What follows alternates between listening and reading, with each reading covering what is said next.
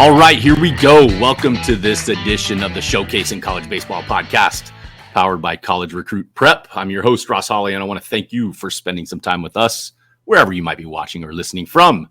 If this is your first time with us, welcome. Go give us a follow on our Facebook group page at Showcasing College Baseball, or visit us on the World Wide Web at collegerecruitprep.com. On today's episode is brought to you by Armilla Tech, pioneers in sports communication technology. Imagine a world where every play call is crystal clear, secure, and executed with precision. That's the world Armilla Tech has created. Trusted by top coaches across North America, Armilla Tech's innovative electronic play calling system is transforming how football, baseball, and softball games are being played one play at a time. Visit armillatech.com for more information. Now, on to today's episode and guest. I'm excited for this one, guys. Today's guest is easily one of the coolest guys in all of baseball. He's also one of the most knowledgeable guys in all of baseball, especially when it comes to the catcher position. I'll say it like this. Regardless of the profession we're talking about, you could be a doctor, a lawyer, an accountant, whatever it might be. If you're universally known as the guy in what you do for a living, you're one of the best. Well, Todd Coburn is one of the best. He's the guy. More specifically, he's the catching guy. And he's got more followers on social media than Taylor Swift and Ronaldo combined. Todd, welcome to the show, my friend. Thanks for having me, Ross. Thank you. I appreciate it. Man, I was looking through your Instagram here this morning, and you know what, Todd? We've known each other for about 10 years, and it blows me away how much content you have, and I get it. It's like a regenerating, never-ending flood of content to teach and coach. But it blows my mind how much content you're able to come up with catching. So as the catching guy, I want to lead off with this.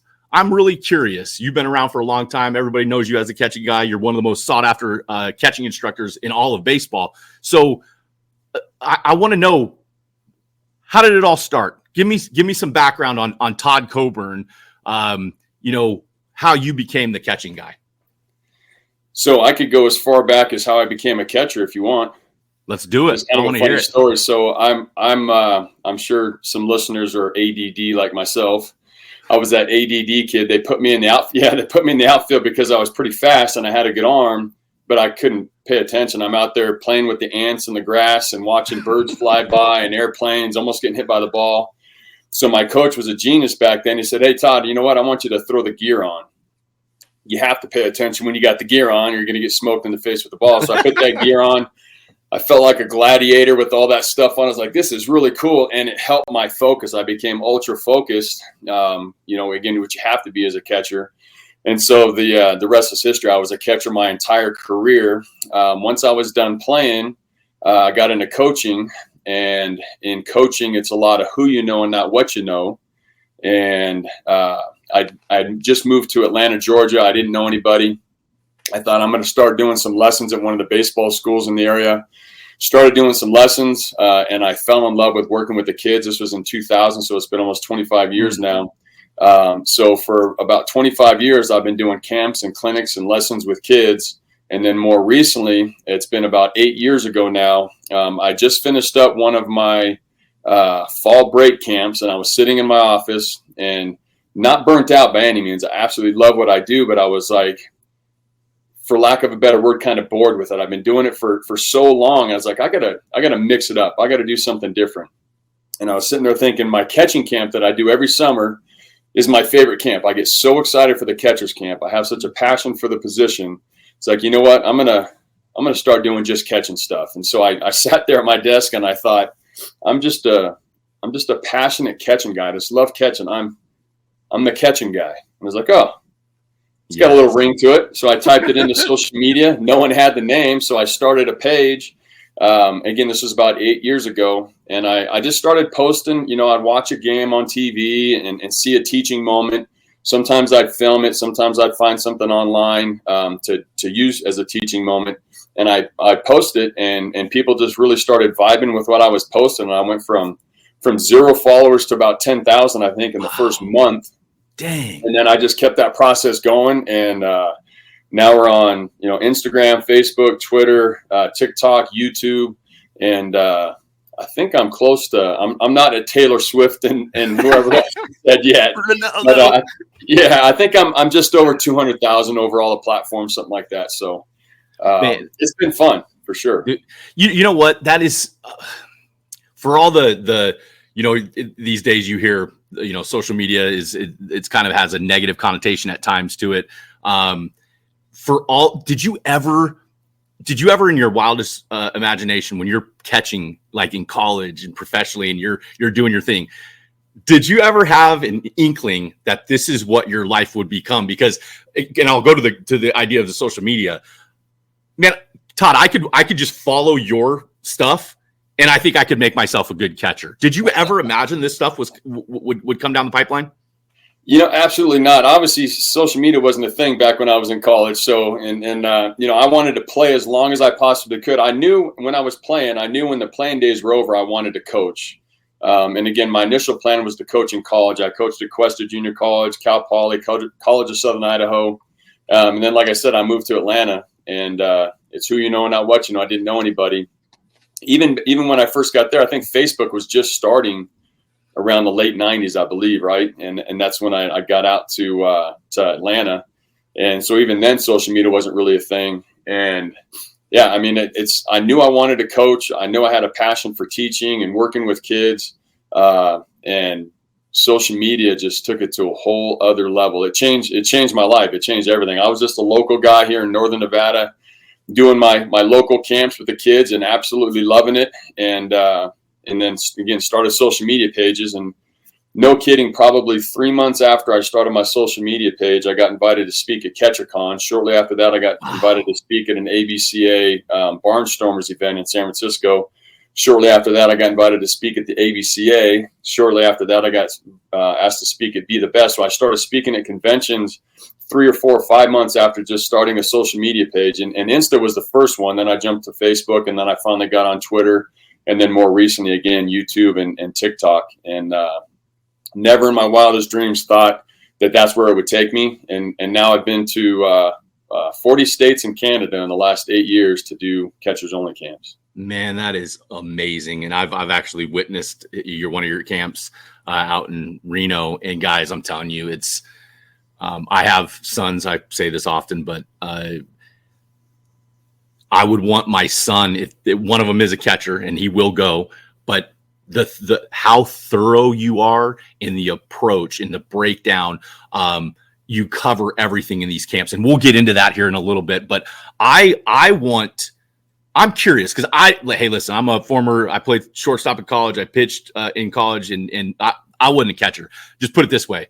I was too scared to catch, and I took a foul tip off of my wrist when I was in 8th grade, and I said, "This is stupid." It was a breaking ball in the dirt, and I thought I was going to be all big and drop down and break it. Kid foul tips it right into my wrist. I'm like, "This is dumb. I can't do this."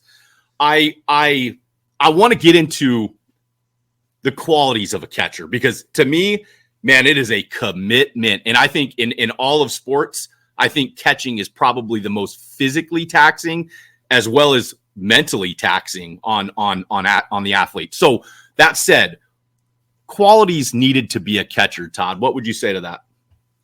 So that's actually the first thing I talk about after I introduce myself at all of my camps is I call it the characteristics of a successful catcher. And I think first and foremost, you got to be able to play the position, right? So you got to be able to catch the ball. You got to be able to block it if the pitcher bounces. You got to be able to make that throw consistently. So the physical skills, those are kind of a given. I think you obviously got to play the position. But if you want to stand out at a showcase, at a tryout, if you want to be the guy, it comes down to leadership qualities.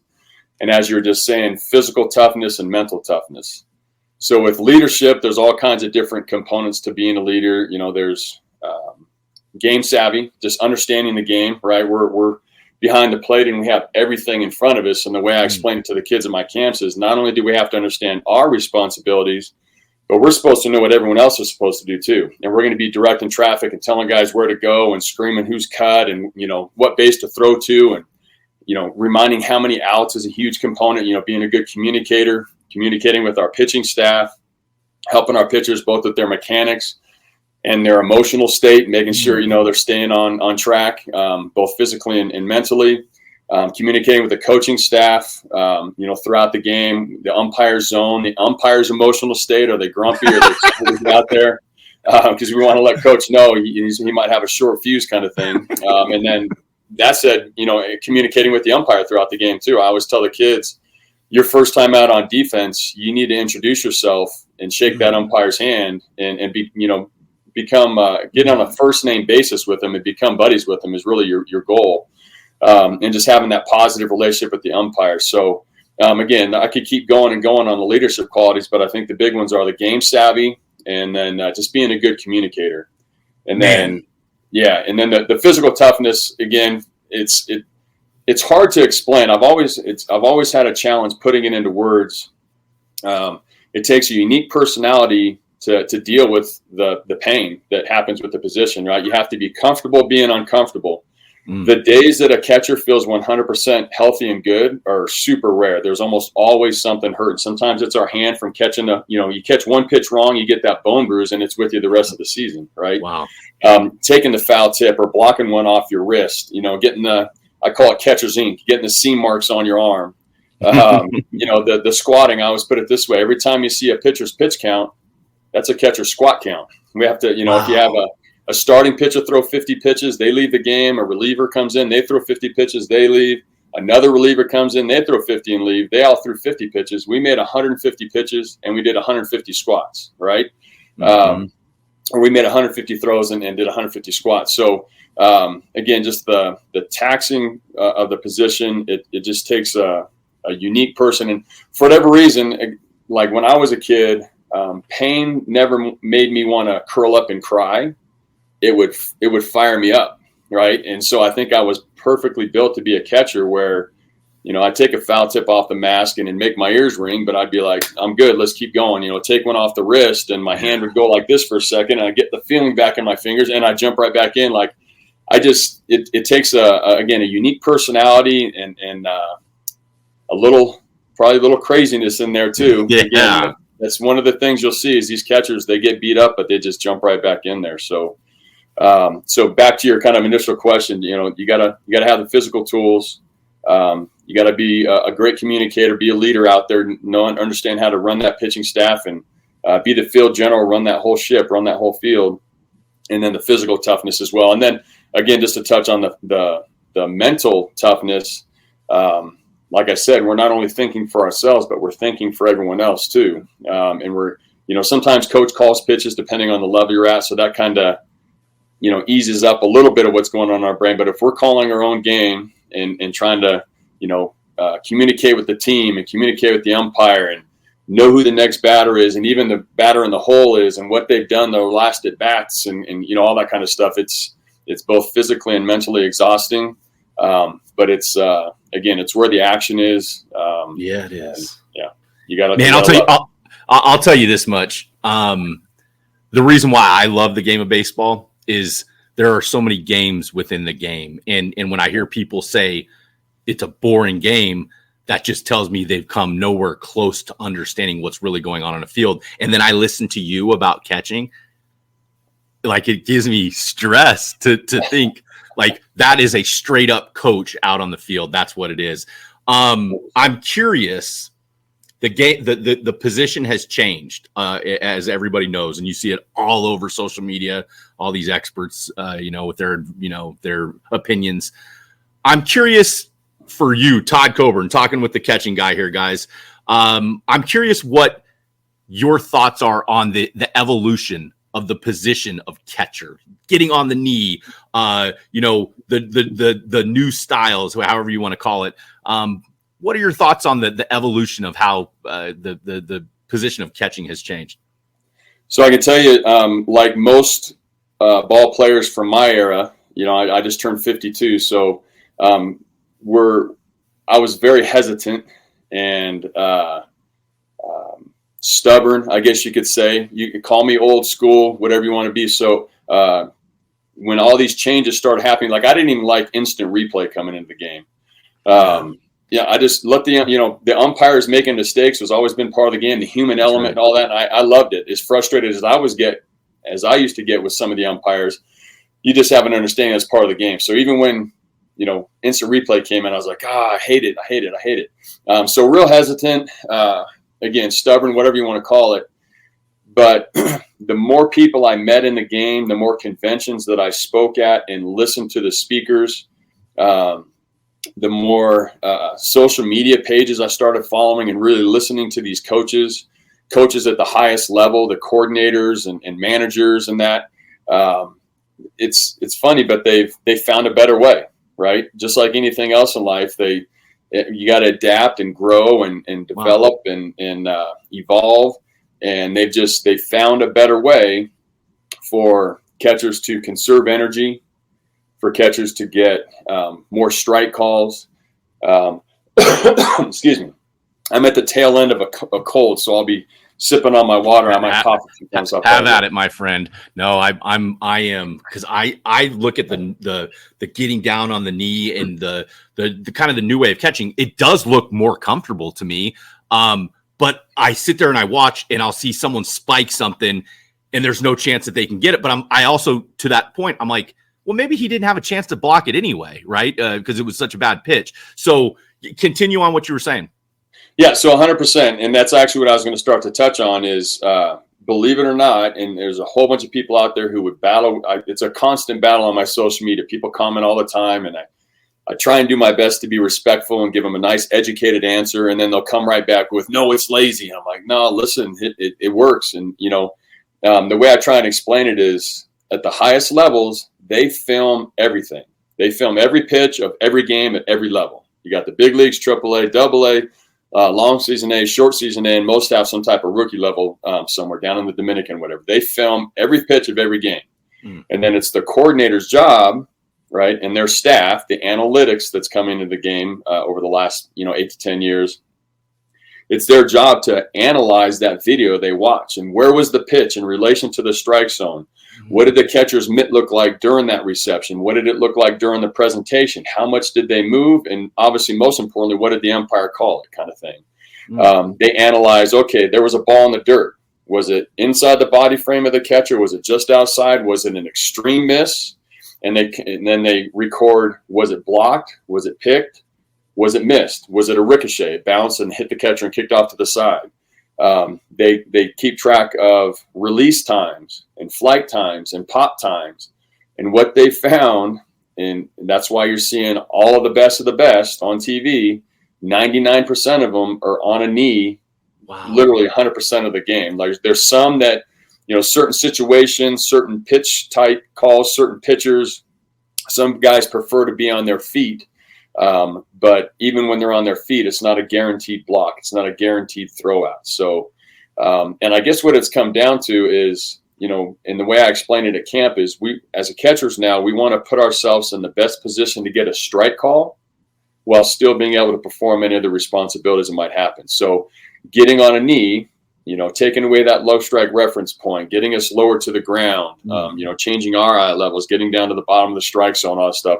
It's getting more strikes. So they're getting on a knee, they're adjusting foot position and body weight position and everything so that they can still get up and make the throw. They can still make a block, but they're putting themselves in the best position to get that strike call. So, man, and I guess to go back to your initial question, I was very hesitant. But again, the more people I talked to, the more conventions I went to, and the more I just paid attention and started to really look into the numbers and analytics, it's proving to work. So, it's you either evolve with the game or get passed up.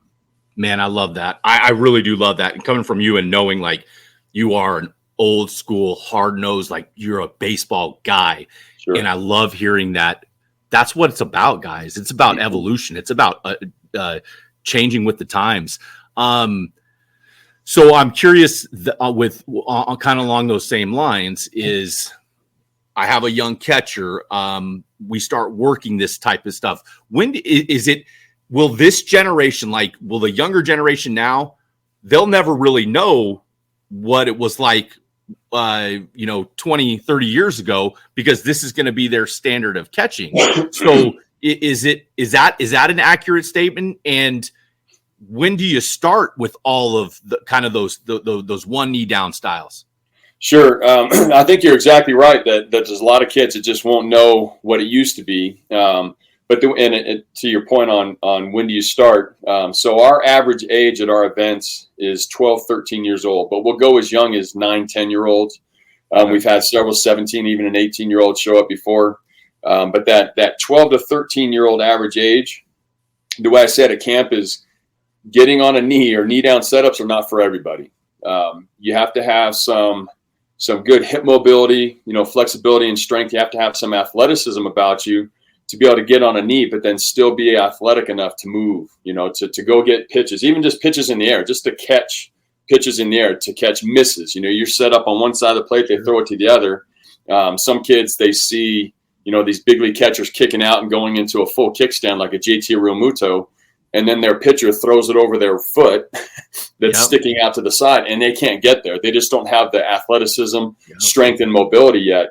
And it's usually, it's pretty obvious. I can actually tell the kids that are going to be just fine in a knee down setup just after warm up, just watching them do what we do during warm up, and we'll do squat walks with them and stuff. And I can see the kids that have restrictions, and then I watch them during the drill work, and I'll just be blunt and honest with them. I think they need to hear that. It's like, hey, you're definitely a candidate for getting on a knee. You're going to be just fine. Hey, you need to work on your athleticism, your fitness level, your mobility a little bit before you get on a knee consistently. So start working on that. Work on it in the bullpen, and then when you have that athleticism and you develop a little more strength, then you can start incorporating it into a game. Because some of the kids will get on a knee and they just get locked in place, just because they've never been taught how to do it correctly. Yeah. And again, they're still developing; they're just not strong enough. So yeah, it's not for everybody. But you'd be amazed, Ross, how many of these kids. I've had 10-year-olds get on a knee and we'll bounce balls in the dirt at them, and the athleticism and the amount of lateral movement they still have, it blows me away how good some of them are at it. It's so cool. I mean, I'm just, everything you're saying, I'm picturing in my head, and I'm like the JT Realmuto, if I'm a catcher and I got my kickstand out and that guy goes, I'm like, I feel like I just pulled a hamstring trying to even like attempt to catch that in my head. Exactly. I want to touch on something, because I know you understand how mental preparation and training is just in baseball, in catching. And really what I want we're talking with Todd Coburn, the catching guy here today, guys. And what I want you to help our audience understand, I want this to be as educational as we can, because, your time is valuable. And I want to understand what your approach. How do you? How important is mental training for baseball, for the catching position? When do you start? What do you do? What's your take on mental preparation for catching in baseball in general? So I'm huge on the mental side of the game. I think we may have talked about this before. My lack of mental toughness was really the ultimate demise of my career, right? I turned myself into a really good baseball player, big, strong, athletic, but if I struck out, if I made an error, even if a teammate made an error, if my pitcher walked a batter, couldn't find the strike zone, I would really get frustrated really easy. Has something to do with my ADD and just the way my brain is wired. We have always, ADD people have a challenge controlling their emotions. But for me, for whatever reason, it was to an extreme where, again, it ended up being just the ultimate demise of my career. I couldn't handle the failures that were built into the game. So the way I explain it at camp, and it sounds funny putting it this way, but I tell the kids, you have to practice failing. Like when you fail, don't see it as the end of the world and I'm terrible and, I just lost a game for my team. Like learn from it. I say, get focused, not frustrated. Okay, why did I mess up? So sometimes, let's use a strikeout as an example. You strike out. Sometimes you have to go put your gear on and get right back behind the plate because you were the third out of that half inning and you got to get ready to catch. So you don't really have time to process it. But if you have some time, when you get to that bench, without throwing your bat and helmet, you don't have to be happy about it, but control your emotions, put your stuff away, but then sit down and just kind of try and process. Again, get focused, not frustrated. Why did I strike out? Did I turn my head? Did I overswing? Was I late? Did I get my foot down? Like try and figure out what happened in the process that created that negative outcome and what can I do different next time? And the way I explain it to the kids too, there's going to be times where it's a streak. Like I've had a game where I was 0 for 5 with 5 strikeouts. Ooh. I've had a game where I was 3 for 3 with 3 home runs and 9 RBIs. Yeah. Like, you know what I mean? You'll have all these ups and downs, and it's easy to keep a smile on your face and your head up high and your chest bowed out when things are going good. It's how you react when things go bad that matters. That's going to be the difference maker, right? And actually, that's since we're talking to probably a lot of younger players right now, scouts and coaches come out and watch, and some kids, they'll go 0 for 4 that day, 0 for 3, 0 for 4, and they think it's the end of the world. I had these scouts here watching me and I did that.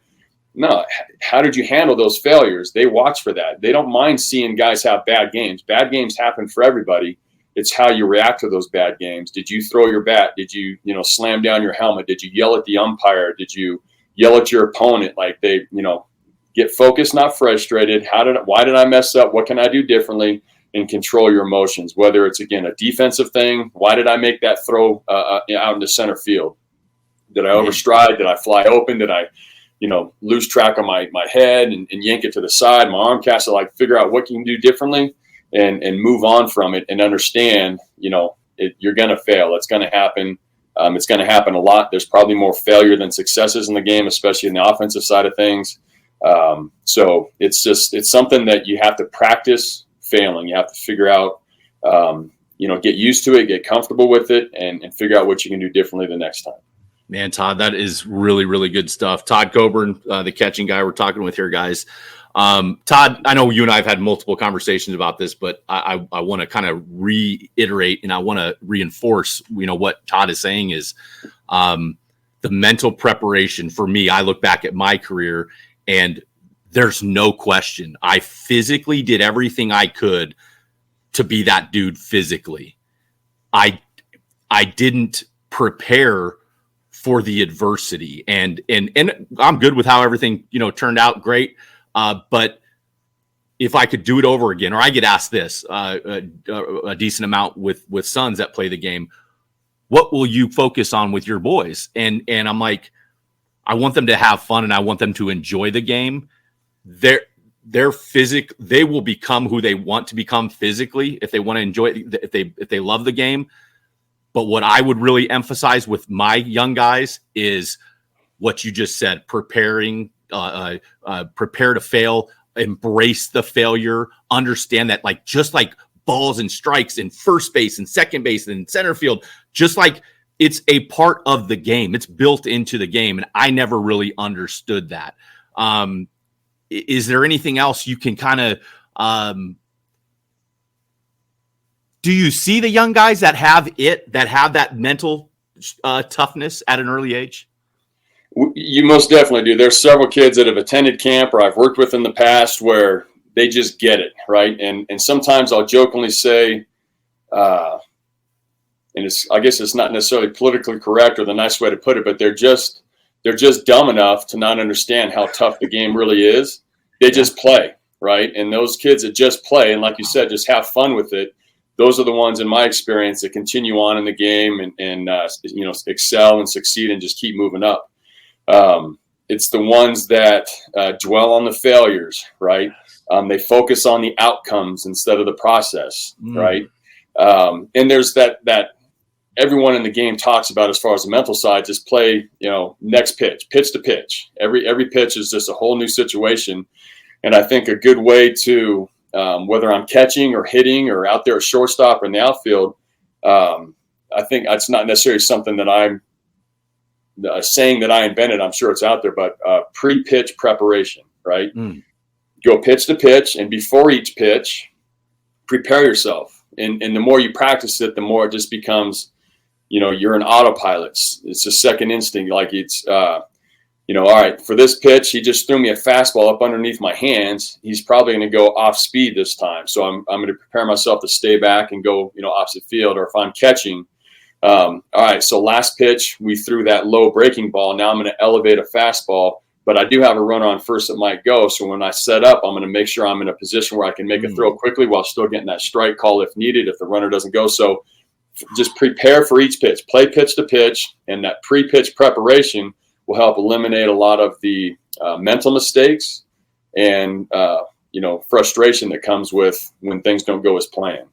Man, that's really good stuff. Really good stuff. I'm curious.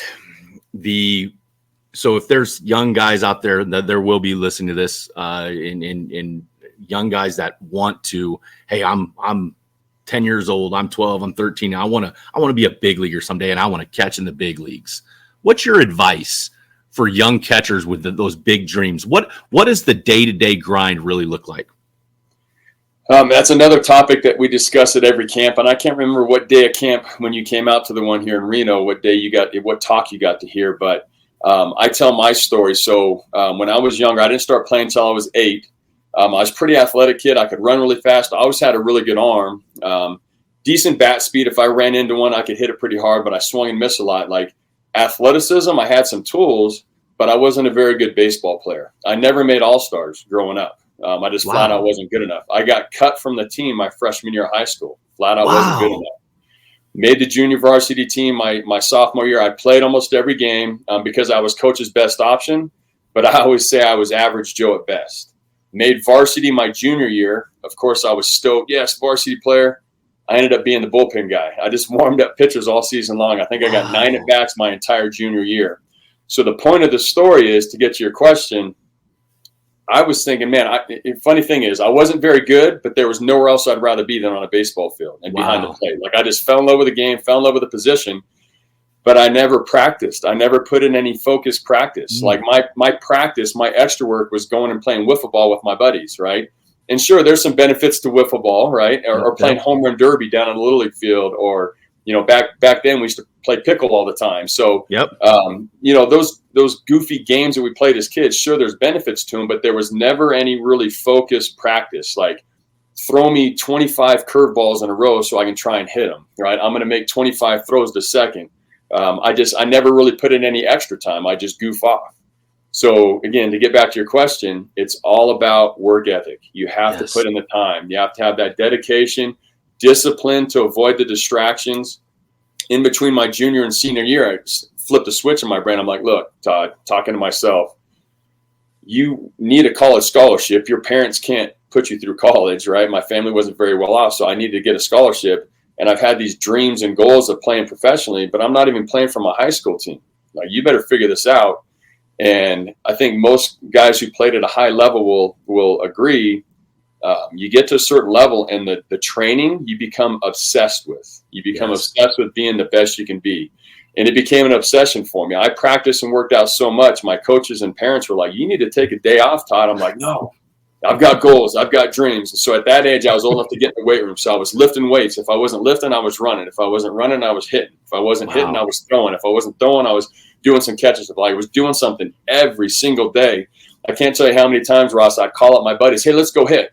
Nah, bro, we're going to Tahoe today. We're going to go up to the lake and chill out. I'm like, all right, I'll see you there when I'm done with my workout. And I'd go work out by myself. Again, I became obsessed with it. I just had this ultra-focused goal of, kind of living as if, as they say, to live as if I was going to be a professional baseball player, and I made it happen. So, again, for all the kids that are listening, it's just about putting in the time. At camp, I always use a school day as an example for them. I'll tell them, you get home from school, what always comes first? A lot of the kids will say, after school snack. I'm like, yeah, I'm right there with you. You got to eat something. Pudding. Yeah, right. But most of them agree. Homework. Your schoolwork always comes first, right? That's got to be a priority. If you don't get good grades, you don't play. It's academically ineligible. So you get your after school snack. You get your homework done, right? And then, at my house when I was growing up, I always had chores I had to take care of around the house to get the chores done. But then do some type of workout. Do something that's going to make you better, right? And the cool thing nowadays, some of these kids will try and say, oh, like right now in northern Nevada, I have about 6 inches of snow out on my yard right now. It snowed. Crazy late, huge storm. So some kids would be like, oh, there's snow on the ground. I can't practice. No, you have to, be disciplined, avoid the distractions, avoid the friends wanting to go to the lake, avoid the excuses of, oh, there's snow on the ground. And at my campsite, I'll show the kids literally probably 20 to 30 different exercises and drills they can do in the space of a batter's box. So if you can't get a ride to a facility, if it's too bad weather outside, just clear space in your room and do some hip mobility exercises, do some type of hand, wrist, and forearm strengthening exercises. Get on social media and watch my page, watch the videos on my page, do some video analysis, go to YouTube, punch in Buster Posey catching and watch a bunch of videos of Buster. I don't know why Buster popped in my head. He's a stud. Example, but there's always something to do. So it's all about work ethic. It's about putting in that time and staying dedicated. Staying disciplined is one of the toughest parts. Avoid those distractions, avoid excuses. And if it's truly what you want to do, you can make it happen.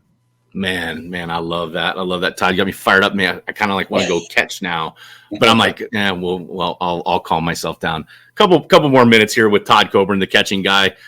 Todd, just really good stuff so far, and I'm just curious in general, because you've been around the game for so long, and you see so many players, and you've been around every level of the game. I'm curious, what's the best baseball advice you've ever received? I'm putting you on the spot. Best baseball advice. I got a ton over the years. To be honest, I had a lot of really good coaches. Some of it was a little too little, too late, or however that saying goes.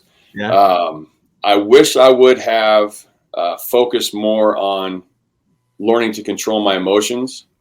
I did go to a sports psychologist when I was in high school. My parents and coaches saw that side of me, and they're like, look, you've got some talent, but you got to get your head straight, get your mind right. And so I went to a sports psychologist, but my ego got in the way. I was too stubborn. I thought the stuff he was having me do was honestly just really weird. It was visualization. It was breathing techniques and all that kind of stuff. But again, my high school coach was like, you got to learn to get your mind right. Great advice. I just didn't 100% buy into it. I did some of the stuff. I did do some visualization and some learning how to relax and that kind of stuff, but I just didn't stay disciplined on that side of things. I was always in the weight room. I was always throwing. I was always hitting. I was always training myself and turn myself into a really good baseball player, but I didn't train my brain. So the importance of training your brain was probably the best advice that I got. I just wish I would have followed through with it more, because I really did. You know what's crazy is, like, if you're listening to this today or you're watching this, I want, and take it from two men who have been around the game telling you, you can have all the physical talent in the world, but if you don't have it up here, no chance. None. You should be, what did they say? Baseball is 90% mental. If it's 90% mental, why are we training 2% of the time on the brain and 98% of the time you know what I mean? So yeah, that I love that, Todd. I love that you understand, and that's why one of the reasons why I like you so much, and your approach to the game. Like, it's crazy to think you out of control of your emotions, because I see you as this really cerebral guy when you're a coach. So that tells me you practice what you preach.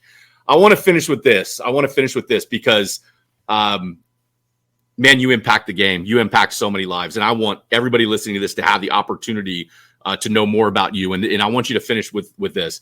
Tell me a little bit about what we can look for from the catching guy, camp offerings, online programs. How can you help this audience become better at the catcher position?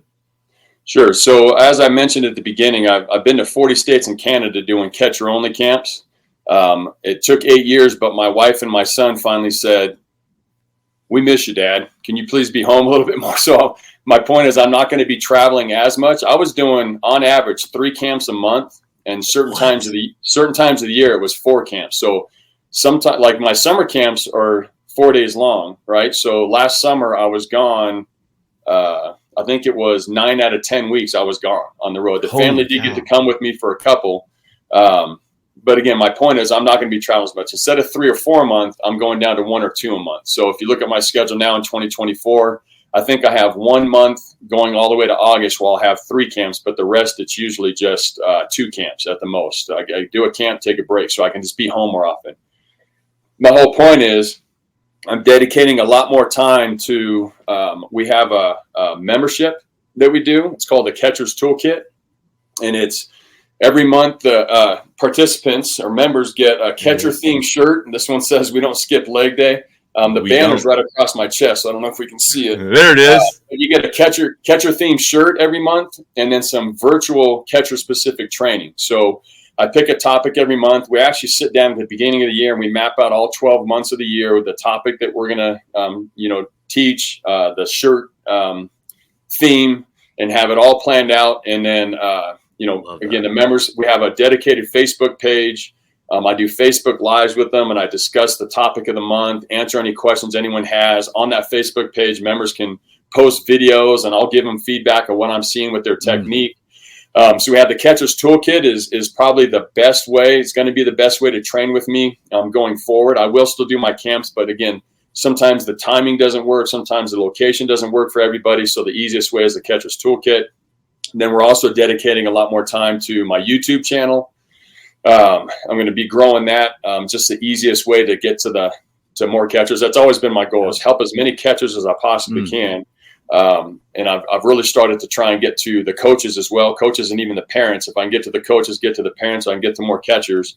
But just it's a lot more virtual stuff. So my social media, again, if you just search The Catching Guy on Instagram, Facebook, Twitter, TikTok, and YouTube, my pages will pop up. So follow me there. As you were mentioning, I'm constantly posting. Sometimes I'll say most of the time it's instructional. Every once in a while, it's just a highlight reel. And then every once in a while, it's just a funny. But majority of the time, literally 75, 85% of what I post is all instructional stuff. So the social media, the Catcher's Toolkit, and then, honestly, and I think I've said this to you before, I do so many camps, sometimes it's hard to remember where I'm going to be. I can tell you that at the end of the month, I'll be in Milwaukee. We still have a couple spots available there. Then I'm going to Portland, Oregon. Then I'm going to Kansas City. We have Houston coming up. And then we start to get into in Atlanta, and we start to get into my summer camps. Costa Mesa down in Southern California, Seattle, St. Louis. And I actually have some other locations in the works as far as live events go, my camps go. But virtually is really going to be the best way going forward, just because I'm trying to spend more time with my kid and my wife. So, man, that totally understandable. And you know what? I love that the social media and the videos and the digital world we live in can connect you with that many people. So you're listening to this, guys. I really encourage you to go give Coach Todd Coburn a follow. Again, Todd, I really appreciate your time today, man. I look forward to seeing you hopefully sometime soon. Any final words for our audience today? Well, thanks for having me. First and foremost, again, like you just said, the virtual world is crazy. How many people were able to reach and get out there. People sitting in the comfort of their own home and listen to us talk. You're in Texas, I'm in Nevada. It's just wild how it all works. But yeah, I mean, just like we're saying, anyone who's listening, if you truly want to make it to that next level and maybe more importantly, stay and succeed at that level, it's all about the work ethic, putting in the time. And I'm happy to help anyone who wants to listen. That's great stuff. Great stuff. Again, hey, I want to thank Todd Coburn for taking some time to talk with us today. Go give him a follow on Instagram, Twitter, YouTube, and visit thecatchingguy.com for information on upcoming camps and all of his digital offerings. I'm your host, Ross Hawley, and on behalf of Showcasing College Baseball, I want to thank you for listening. Be sure to follow the Showcasing College Baseball group page on Facebook or visit us at collegerecruitprep.com for more of our podcasts and content. We will see you next time.